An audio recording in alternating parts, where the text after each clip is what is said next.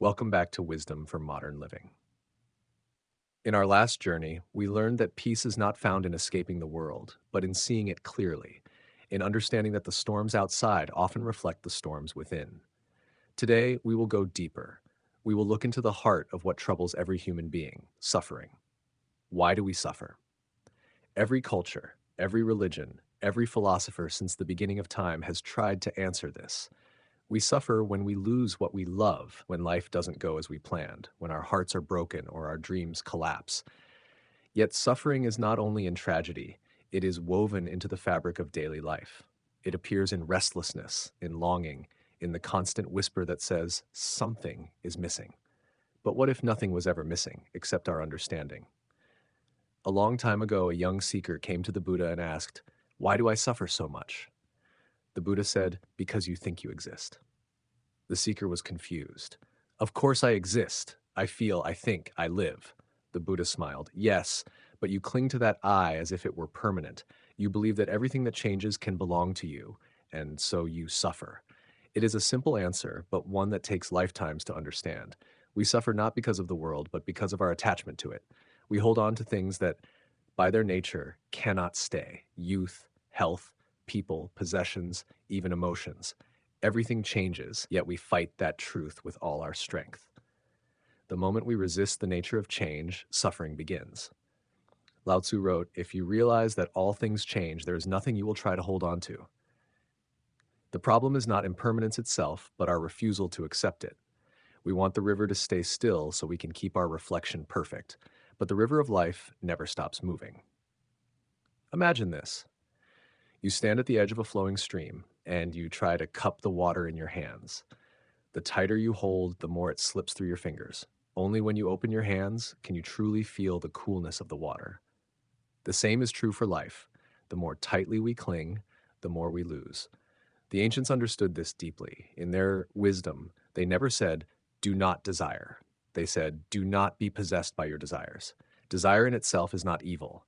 It moves us, inspires us, gives shape to dreams. But when it turns into craving, when it becomes the belief that I cannot be happy unless I get this, suffering begins. The Buddha called this craving tanha, the thirst. It is the thirst for life to be different than it is. We want pleasure, not pain, success, not failure, gain, not loss. But life is both light and shadow. To want one without the other is to fight the very nature of existence. In the West, Stoic philosophers reached the same conclusion. Epictetus said, "We are not disturbed by things, but by the opinions we have about things." The pain of life is real, but the suffering, the torment, the despair, those come from how we interpret what happens. A harsh word may sting, but it is our inner voice that keeps repeating it long after the moment is gone. When something we love changes or ends, our minds resist. We ask, "Why me? Why now?" But these questions have no real answer. They only deepen the wound. The truth is, everything that comes into our lives carries within it the seed of its own ending. To be born is to begin dying. To love is to risk loss. This is not tragic. It is the way of nature. The ancients did not see suffering as punishment. They saw it as teacher. The Buddha said, "I teach one thing, suffering and the end of suffering." He didn't promise a world without pain, but a mind that no longer fears it. Pain may knock at the door, but suffering is whether we invite it in to stay. A wise monk once told his students a story. He said, "When you are pierced by an arrow, what do?" The students replied, "We pull it out." "Then why," the monk continued, "when life pierces you with pain, do you shoot yourself with a second arrow? The first arrow is the pain of life, loss, illness, disappointment. The second arrow is our reaction, our anger, our blame, our obsession with the wound. Most people spend their lives wounded not by the first arrow, but by the second. If we could simply let the first arrow fall and learn from it, peace would return quickly. But our minds replay, relive, retell the pain until it becomes our identity. We say, "I am broken," instead of "something within me is healing." A Zen master once said, "Let go or be dragged." It sounds simple, but it may be the most difficult practice of all. The mind loves to hold on, even to suffering, because suffering gives it a story. I am the one who was wronged. I am the one who failed. I am the one who was abandoned. These identities feel heavy, but they also feel safe because they give us a sense of self. The journey toward freedom begins when we realize that we are not our stories. The past is real, but it is not who we are. The pain happened, but the self that felt it has already changed. Like a river, we are never the same twice. The water that flowed yesterday is gone, and so is the person we were. Lao Tzu said, "He who conquers others is strong. He who conquers himself is mighty." To conquer oneself means to stop letting our minds enslave us. The mind is a tool, not a master. When it repeats the same stories of pain, resentment, and fear, we must learn to watch it, not obey it. This is what the ancients meant by awakening, not an escape from the world, but an awakening within it. To awaken is to see suffering as it arises, without being consumed by it. It is to feel pain, but not drown in it. To allow sadness, but not become it. Let me tell you another story. A young disciple once asked his master, "How can I stop suffering?" The master led him to a river. "Put your hand in the water," he said. The disciple obeyed. "Now, close your fist and hold as much water as you can."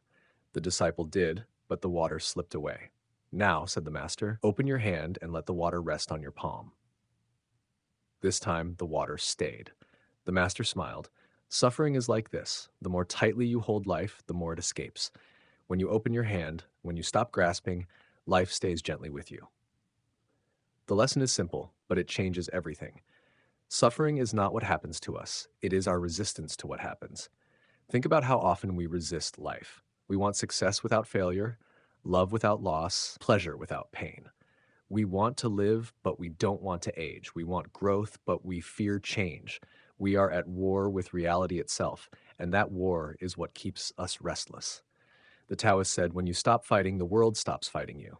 Acceptance is not weakness, it is the highest courage. It takes great strength to say, "Let it be," to stop demanding the universe to obey our will, and instead learn to flow with it like water around a stone.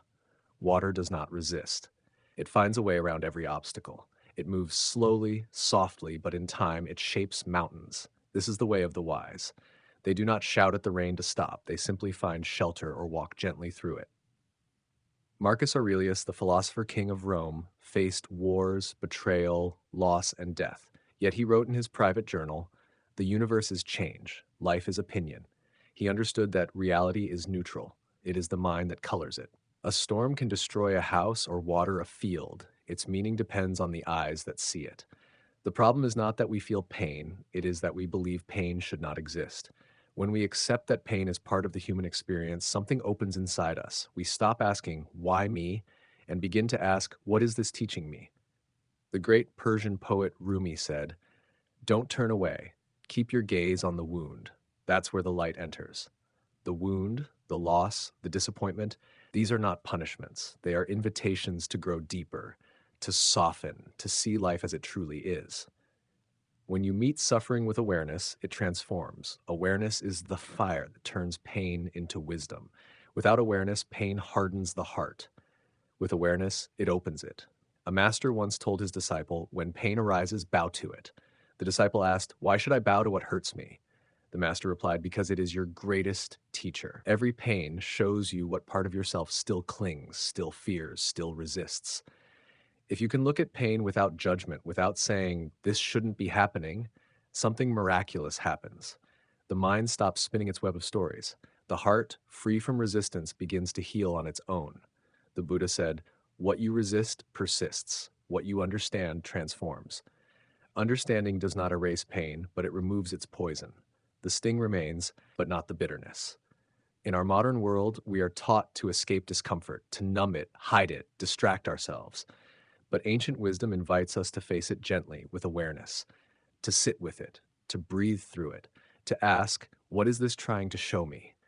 You will find that most suffering points back to the same place: attachment, craving, resistance. And every time you see it clearly, it loses power. Slowly, the storms that once terrified you become teachers, then companions, then finally, silence. True peace, the ancients said, is not found by avoiding suffering, but by understanding it so deeply that it no longer controls you. Suffering is not a curse. It is the gateway to awakening. It burns away illusion, pride, and attachment until only clarity remains. When you stop fearing pain, you begin to see that it is not your enemy. It is the path itself. And once you understand that, suffering no longer defines you. it refines you. Every great teacher of wisdom, East or West, eventually arrived at the same realization that suffering, when understood, becomes the seed of awakening. The fire that burns you can also light your way. The ancient Greeks spoke of pathe mathos, learning through suffering. Heraclitus wrote, "Suffering awakens the understanding." He saw pain not as a punishment, but as the raw material from which wisdom is born. The same idea appears in every spiritual tradition. Pain, when resisted, destroys. Pain, when accepted, transforms. But how does this transformation happen? It begins with awareness, simple, quiet, non-judging awareness. When you become aware of your suffering instead of running from it, a distance forms between you and the pain. You are no longer in the storm. You are watching the storm. You see how your mind reacts, how it clings, how it fears. And in that seeing, without resistance, without denial, the storm begins to calm. Imagine sitting beside a river after heavy rain. The water is muddy, full of dirt. If you keep stirring it, it never clears. But if you sit quietly, the mud settles and the water becomes transparent again. The same is true for the mind. When we stop stirring it with resistance, it naturally becomes clear. Suffering cannot survive under the light of awareness. Awareness does not fight suffering, it simply illuminates it. And what is illuminated begins to lose its grip. The Buddha once told his disciples, when you feel anger, know that you are angry. When you feel pain, know that you are in pain. That is enough. He was teaching that the moment we name our experience with awareness, we are no longer enslaved by it. We move from being the storm to being the sky that holds the storm. Modern psychology has discovered what ancient sages already knew. The act of witnessing our emotions changes them. What we observe, we transform. Awareness is the alchemy of the soul. Yet awareness alone is not enough. It must be joined with compassion. Awareness sees clearly. Compassion softens what it sees. Without compassion, awareness can become cold, a kind of detached observation. But compassion turns it into healing. It says, yes, I see this pain, and I hold it gently. This is the true heart of wisdom, not the rejection of suffering, but the embrace of it with understanding. There is a Zen story of a monk who was asked how he remained calm through so much hardship. He said, "When it rains, I let it rain. When it shines, I let it shine." It sounds simple, but this is the essence of enlightenment. Not to control life, but to live in harmony with it. The Stoics called this state amor fati, the love of fate. It means to say yes to everything that happens, even the painful parts, because every event carries meaning. What happens to the wise man, said Seneca, is not what he would have chosen, but what he chooses to make use of. Pain loses its sting when you see it as purposeful. It becomes part of your evolution, a sculptor carving away the excess stone so the true form within can emerge. Every heartbreak chisels away a layer of ego. Every loss reminds you that nothing is truly yours. Every disappointment shows where you still depend on the world for your happiness. The awakened person no longer asks, why is this happening to me? But what is this trying to teach me? That question turns the entire experience upside down. Suffering becomes dialogue. You stop being its victim and become its student. There is a story from Zen tradition about a farmer whose horse ran away. The neighbors came and said, "Such bad luck." The farmer replied, "Maybe." The next day, the horse returned, bringing 3 wild horses with it. The neighbors said, "How wonderful." The farmer said, "Maybe." The next day, his son tried to ride one of the wild horses, fell, and broke his leg. The neighbors said, "Terrible misfortune." The farmer said, "Maybe." A week later, soldiers came to the village to draft young men for war. Because his son's leg was broken, they passed him by. What seems like misfortune today may be blessing tomorrow. The wise do not judge events as good or bad. They wait, they observe, and they trust the unfolding of life. Lao Tzu wrote, "The master does not seek fulfillment. Not seeking, not expecting, she is present and can welcome all things." To welcome all things, that is freedom. Modern people often ask, but how can I be at peace when there is so much pain in the world? The answer lies not in denial, but in presence. The world's pain becomes unbearable only when we try to carry it all in our minds. But when we return to the moment, to one breath, one act of kindness, one mindful step, the world softens. We do not need to heal all of existence. We only need to meet this moment with peace. When you meet this moment fully, without the burden of the past or the fear of the future, suffering loses its roots. The present moment by itself is almost always bearable. What hurts us is our memory of what was and our imagination of what might be. Confucius said, "A man who has peace within does not seek it outside." This peace begins when we stop running. The endless seeking for meaning, for answers, for happiness is the very movement that keeps us restless. When we sit still and breathe into the truth of now, we find that everything we were chasing has been here all along. The mind says, "I will be at peace when." Wisdom says, "Be at peace now and see what unfolds." There is a story of a disciple who meditated for years but found no peace. He went to his master and said, "I have tried everything. What should I do?" The master poured him a cup of tea and kept pouring until it overflowed. The disciple shouted, "Stop! The cup is full!" The master said, "Exactly. How can I pour peace into you when you are already full, full of your own ideas, your own desires, your own expectations?" To end suffering, we must empty the cup. Emptying does not mean losing, it means making space. When we empty our hearts of constant wanting, peace flows in naturally. In Taoism, there is a concept called Wu Wei, effortless action, or action in harmony with the flow of life. It does not mean inaction, but doing without forcing. Like water that moves around obstacles without resistance, Wu Wei is the art of living without friction. Most of our suffering is friction, the rubbing between what is and what we think should be. The moment we release should, the pain begins to ease. In that space of acceptance, something extraordinary happens. Compassion arises. Compassion is not pity. It is not feeling sorry for others. True compassion is the recognition of shared humanity. It is seeing that the same fears, hopes, and pains that live in you also live in everyone else. When this understanding deepens, anger softens. You stop taking others' actions so personally because you see that they too are lost in their suffering. The Buddha once said, "Hatred does not cease by hatred, but by love." That is not poetry. It is psychological truth.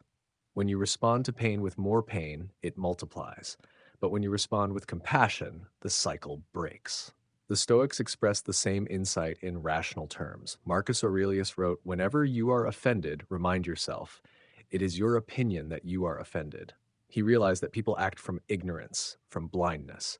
To respond with anger is to add another layer of blindness. When compassion replaces judgment, peace becomes possible. You begin to see that suffering is universal. It connects us. The tears of the beggar and the loneliness of the king are not different in essence. There's a tale of a monk who spent years meditating alone in the mountains. One day, he descended to a nearby village and saw a woman crying because her child had died. The monk felt a deep wave of sadness, a pain he hadn't felt in years. He thought, "After all this practice, why am I still moved by sorrow?" That night he realized his practice had not failed, it had succeeded. His heart had become open enough to feel the suffering of others without drowning in it. This is the true power of wisdom, not detachment, but open-hearted clarity. You feel everything, but you are not consumed. You see clearly, yet you love deeply. It is said that when the Buddha reached enlightenment, his first impulse was compassion. He could have remained in silence, in bliss, but he chose to return and teach others how to be free. Because in the heart of awakening, there is no separation between my suffering and yours. There is only the shared journey of beings learning to wake up. When compassion becomes our response to pain, life changes completely. Every hardship becomes a chance to grow in understanding. Every person becomes a teacher. Even those who hurt us become mirrors reflecting the places within us, still longing for love. The more you see this, the lighter you become. You begin to realize that suffering was never meant to destroy you. It was meant to break the shell that hides your light. Rumi wrote, "The wound is where the light enters you." But few people know the second half of that truth. Once the light enters, it also begins to shine out. When you allow your pain to teach you, your very presence becomes healing to others. We live in a time when people hide their wounds, pretending to be perfect, unshakable, happy, but real strength comes from vulnerability. The one who dares to feel deeply is the one who truly lives. The philosopher Khalil Gibran wrote, "Your joy is your sorrow unmasked." The deeper that sorrow carves into your being, the more joy you can contain. It is the same vessel. Sorrow digs it deeper, joy fills it later. The heart that has known grief can love more fully. So do not fear your suffering. It is preparing you for something vast, for wisdom, for compassion, for peace that cannot be taken away. Awareness without compassion is clarity without warmth. Compassion without awareness is warmth without direction. Together, they form the two wings of enlightenment. One sees, the other embraces. When they move together, the soul begins to fly. At the highest level of understanding, suffering and peace are not opposites. They are two movements of the same current. Suffering is peace not yet understood. Peace is suffering understood completely. When we realize this, the struggle ends. We stop searching for some future state of happiness and begin to live fully in the moment, whatever it brings. The dance of joy and sorrow becomes beautiful because we no longer cling to either.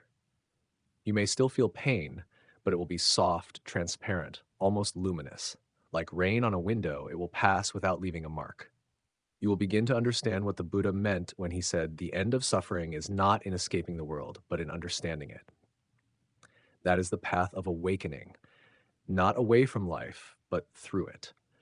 There comes a moment, often after years of seeking and struggle, when a person realizes something extraordinary, that freedom has nothing to do with changing what happens. It has everything to do with how deeply you accept it. A sage once said, "Enlightenment is not getting what you want, but wanting what you get." This is the heart of all wisdom, the end of the inner war between life as it is and life as we wish it to be. Imagine two people walking through the same storm. One curses the rain, shivers, and wishes for sun. The other feels the cold drops on their face, breathes deeply, and keeps walking. The storm is the same, but their experience is completely different. The difference is acceptance. Acceptance is not giving up, it is giving in to the flow of existence that has always been beyond our control. It is surrender, not in defeat, but in trust. Lao Tzu said, "Life is a series of natural and spontaneous changes. Do not resist them. That only creates sorrow. Let reality be reality." The wise know that when we stop fighting the river, we begin to float. But how do we practice this in a world filled with noise, pressure, and chaos? It begins in the smallest moments, noticing how we tighten against life and softening instead. When someone speaks harshly, we pause before reacting. When things go wrong, we breathe before judging. When life seems unfair, we remember that fairness is a concept of the mind. The universe simply moves according to its nature. There is a quiet strength in this surrender. It is not passivity, it is clarity. You begin to see that everything you once called mine, your body, your relationships, your possessions, your identity, is borrowed. You are a guest in this world, not its owner. The sooner we understand that, the freer we become. The Buddha compared life to a bubble on the surface of a stream, beautiful, fragile, fleeting. To cling to it is to suffer. To marvel at it and let it go is to be free. In the Taoist texts, the sage is described as a leaf carried by the wind. It moves where the current takes it, not because it has no will, but because it trusts that the current knows more than it does. Modern man has forgotten how to trust life. We live as if we must control every outcome, predict every possibility, secure every comfort. And yet, despite all our efforts, anxiety remains, perhaps stronger than ever. Why? Because we are trying to manage what was never ours to manage, impermanence. Everything changes, and in that change lies the beauty of existence. The blossom falls, the fruit ripens, the seed sleeps, and the cycle begins again. We too are part of that rhythm, not separate from it. When we fight it, we suffer. When we flow with it, we find peace. True freedom, then, is not about having power over life, it is about no longer needing to. Marcus Aurelius, writing in his private reflections, said, "The universe is change. Our life is what our thoughts make it." He ruled an empire, yet understood that the only real kingdom is the mind that knows peace. This peace is not cold detachment, it is luminous acceptance. It is the stillness of the ocean that remains undisturbed even when waves rise on its surface. The wise live in that stillness, not because waves don't come, but because they know waves are only the play of water. When you begin to see life this way, suffering starts to dissolve. You still feel pain, the loss of loved ones, the disappointments, the imperfections, but the suffering around them fades. The ache is there, but it no longer defines you. The rain still falls, but you no longer drown in it. In Buddhism, this state is called nirvana, not a place, but a condition of mind where the fires of craving and aversion are extinguished. Nirvana literally means to blow out, like the flame of a candle. When the flames of wanting and resistance go out, the coolness of peace appears. But you don't need to be a monk or a mystic to taste it. You can touch it now, in a single conscious breath, in the space between thoughts, in the moment you stop running away from yourself. Every time you face your pain with awareness instead of resistance, you take one step closer to freedom. Every time you forgive instead of resent, you take one step closer to peace. Every time you let go of control, the heart opens wider.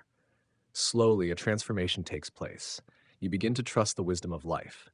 You see that even the difficult paths were necessary to bring you here, to this moment, to this understanding.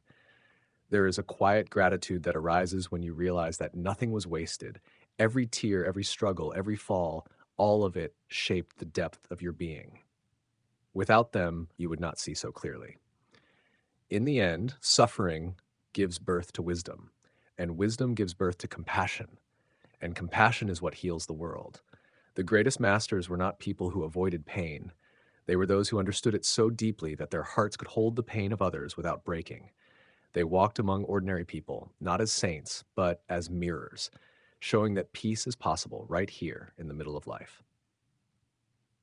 When you reach this understanding, you stop asking for a life without storms.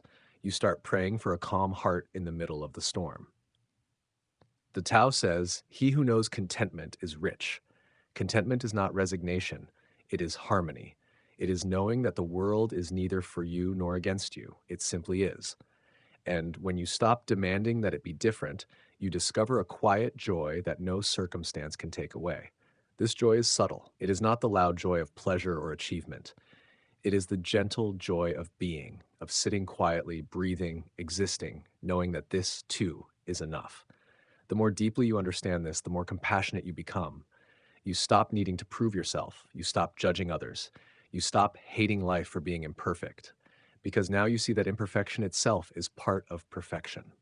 Every wrinkle on an old face, every fallen leaf, every goodbye, all of it belongs. Nothing is missing. Nothing is out of place. The world doesn't need to change for you to be happy. You only need to stop arguing with what is. When you no longer resist, you feel an immense relief, as if you've been holding your breath your whole life and finally exhaled. That exhale is enlightenment. So let this truth sink deeply into your heart. You cannot control life, but you can choose how to meet it. You cannot stop the waves, but you can learn to surf. You cannot prevent pain, but you can end suffering by no longer identifying with it. And when you do, life becomes astonishingly simple. You wake up each day not trying to fix the world, but to meet it with awareness and love. That is freedom. That is peace. That is the end of suffering. So the next time pain visits you, don't push it away. Sit with it. Ask it what it came to teach you. Listen. Learn. Then bow and let it go. Because behind every sorrow, there is wisdom waiting to bloom. Behind every ending, there is space for something new. Behind every moment of suffering, there is a quiet doorway into understanding. When you walk through that doorway, you realize that life has never been against you. It has always been guiding you home. Home, not as a place, but as a state of being, the home of stillness, the home of awareness, the home of peace that nothing in this world can shake. And so we end this reflection where all wisdom begins, with presence, right here, right now. Just breathe. If these words brought you peace, if they opened a small space of quiet in your heart, consider sharing that peace with someone else. Please take a moment to like this video, share it with someone who may be struggling, and subscribe to Wisdom for Modern Living. Together, let us continue exploring the timeless teachings that bring light to our modern world. One breath, one story, one act of awareness at a time. Thank you for listening. May your mind be calm, your heart be kind, and your spirit be free.